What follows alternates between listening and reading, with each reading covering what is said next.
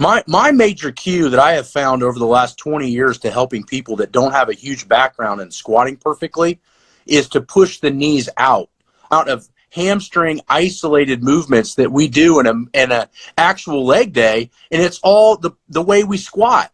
And you have a lot of these genetically gifted bodybuilders saying you don't need to do complex compound movements.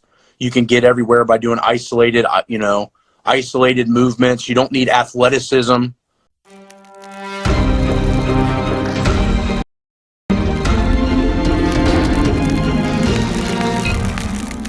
Like I said the other day, I am sitting down today with our boy, world record holder, Matt Wenning. So let's see what we got here. Yo, record holder, what is up, sexy butt? What's up, homeboy? You are. Hey, again, if I didn't thank you, I want to thank you for getting me the hookups on the power rack. Yeah, man. Did they fit okay? They were a little tight, but you know how I'm that kind of guy. I like to force it. Yeah, I hear you. Got to take some skin off, Right. So I had my boy Bryce Gata, that the average man to superhero, do some assisted squat yesterday, and did great. Opened up the hips, taught him our techniques that we were doing. Yeah. Slow, controlled, and then an explosion that you love so much. Yeah. I mean, I think the Hatfield style squat that you and I do quite a bit of is a great way to learn how to sit back and learn how to put it in the right perspective, because you kind of take the balance initiative out of it.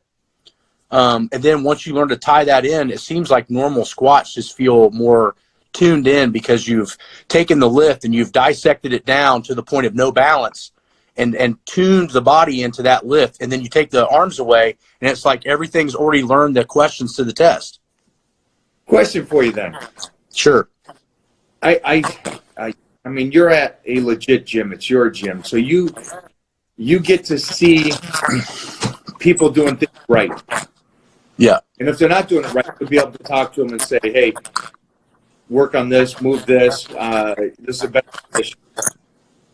And you're such a technician. And if you guys haven't seen, go back and watch my leg workout with Matt and Heath Evans. Your knees hardly even move, which is how it should be. Sure. Now, unfortunately, I'm at Gold's Gym Venice. I love my 4 a.m. cafe. I don't have to see a lot of the painful people lifting. And what I mean by that is somebody and the misconception of how you squat with your knees. And it's my what is it that maybe you could tell them, just like sitting down on the toilet, you sit back. Sure. Something else you can kind of, that you tell your people to start squatting and sit back. What is your techniques? My major cue that I have found over the last 20 years to helping people that don't have a huge background in squatting perfectly is to push the knees out. I think that when you draw the knees outward, it forces you to sit back. And that is, you want to try to find a cue that forces other cues to happen without that cue being said 50 times. So if I say push the knee out and it forces me to sit back, I've just hit multiple birds with one stone. It's a great point. Great point. Yeah. And it's so true that the knees out, sit back, sit in the hole, glute and hamstring. Hey, what do you do for your hamstrings? I squat. No. That's quad. What do you do for your hamstrings? I squat. Dude, hey, I'm fighting the same battle you are. And everybody goes, man, look at Matt's hamstrings. Look at Michael Hearn's hamstrings and glutes. And I'm like, I have trained legs with you, off and on for the last 10 years. And I could count on one hand the amount of hamstring isolated movements that we do in a actual leg day. And it's all the way we squat. Yeah. So we're fighting the same battles, my friend. Why is this? And I saw Stan effort in talking about something, and I go, that's so true. Stan's out there talking about how carbohydrates are good for you, steak is good for you, and he said, which I found very interesting, that I live in such a warped world because I'm just around the elite, and then I'm trying to help people, and it didn't occur to me. that we're not out there telling them, hey, this is how you go from point A to point B. We're telling them how to go from point A to point B, but we have to argue with them to tell them all this stuff that you've heard or assume that is true isn't true. Yeah. How do you fight against that? How do you go, no, squatting actually helps us stay healthy. Squatting gives us longevity. It does so many other things to the body. Skip getting strong. Let's take that out. Let's say skip building muscle for the thighs. What else does it do? Well, it keeps your body in. It builds bone density. The amount of calories it uses to recover from a leg day burns so much more fat. Yeah. Who are we fighting against here? I think we're fighting against easy. I think it's always been that battle. I think me and you have both fought against the easy route. And, you have a lot of these genetically gifted bodybuilders saying you don't need to do complex compound movements. You can get everywhere by doing isolated movements. You don't need athleticism. I got to stop there because you just said the genetically gifted bodybuilders, but who has longer careers? Bodybuilders or powerlifters? Powerlifters, by far. By far. Yeah. It's not even close. Yeah. And I think the reason for that is that we have to fix our structural weak points in order for our lifts to go up. And I think you can get away aesthetically without fixing, and I'm talking biomechanically structural weak points, not aesthetically structural weak points. Those weak points have to get important.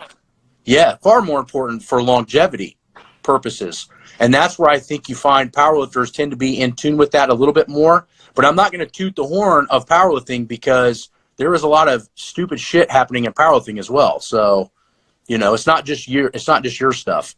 Yeah, I agree. I just think that we're fighting. We're trying to tell people things, but they instantly go against it because the society outweighs you and me. Sure.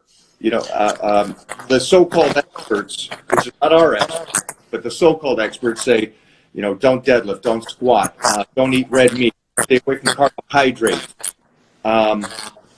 train 3 days a week, which is fine. Schedule permits it, but don't assume that you get this physique that you see on Instagram that you go, I love this guy's body. I want to get that. But I only want to do a macro-based diet, train 3 days a week. Sure. It's a tough battle. I think the big thing is that you and I have always fought for consistency.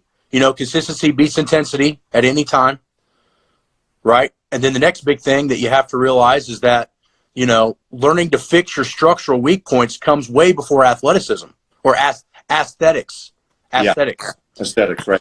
Yeah. Hey, Mikey. Yeah. Check your mic. You break up a lot when you're talking. I'm sorry. No, it's okay. I just noticed it. It's not, maybe the volume's a little too high or something. I don't know. Let's see. Maybe is this better? That's way better. Okay. Sorry, man. No problem. No problem. I just don't want to have anybody else have it break up. I can totally understand what you're saying. But yeah, I think the big thing is the consistency, the intensity. You got to be careful with intensity. Intensity is earned, right? Speaking of intensity, one of the hard things is the microphone okay still? Yeah, it sounds better. Okay. One of the big things is when I tell somebody, hey, stay on the nutrition, train at 70%, and just start there for the next 4 to 6 weeks. Mm-hmm. Why do people fight against the 70%? I think because we've been told that short-term microcycles, mesocycles with high intensity is the way to, everything's all about beast mode. Everything's all about going as hard as you can. That, you can't sell longevity. Like we do, we try, we tell people that's the way to go, but it doesn't sell quick. Yeah. It only sells to the smart. And that's, as we know, sometimes strength training is not always going to attract the smartest people in the world. Yeah, Something that you and I can speak about is that we came out of high school at 272 pounds, both of us. Mm-hmm. And we've been big boys. And we were okay with the slow gains and the slow process. Yep. And it's tough to say this because I get people that are in their 40s and 50s go, dude, you give me motivation. And that means a lot to me, and I'm glad that does. But unfortunately, if you find me in your 50s and you go, hey, I want to be just like you at 50, they're missing the whole point that I started this when I was 12. Yeah, same as me. Yeah, we both started this then. And so we're actually trying to talk to the kids and the youngsters going, listen, I get that you want to be Mr. Olympia. I get that you want to squat 1,200 pounds, you know? Sure. But there's an incredibleness to being slow and consistent over the guy that rushes to the top of the mountain. Mm-hmm. Yeah, and the two ways you can see that, I mean, one of the big things that I look at, I try to tell people is, you know, there's three pendulums that I think that need to be followed in order to be considered someone that is of value to listen. One is longevity. How long were they around and were they good? Two, what was their education level? Because I'm not saying education is everything, but it definitely teaches you to think outside the box. And three is how far upwards did you make it? So, right? So if you're really good, you've been doing it a long time, and you actually went and was passionate about something to go to school for, that to me creates a valid person to listen to. I mean, now you just took the pool of who you should listen to down from about 5,000 down to about maybe 50.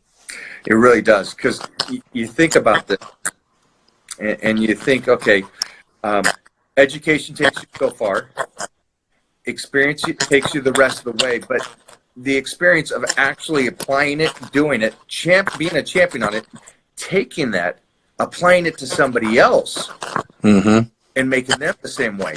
That's an incredible thing to do. And I think you'll understand this.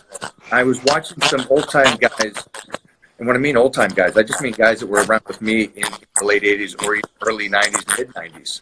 Yep. And I see how they train now, or how they tell people to train now. And I actually got like, wait a minute, does nobody else see this? And what I'm speaking of is this. We got big from lifting heavy. Sure. We got big from the basic movements. Yeah. Mostly me, because I'm a good 10, 20 years older than you, that there was less equipment to use. And those principles still apply to what you and I do. And you and I do similar stuff to what we did in the high school.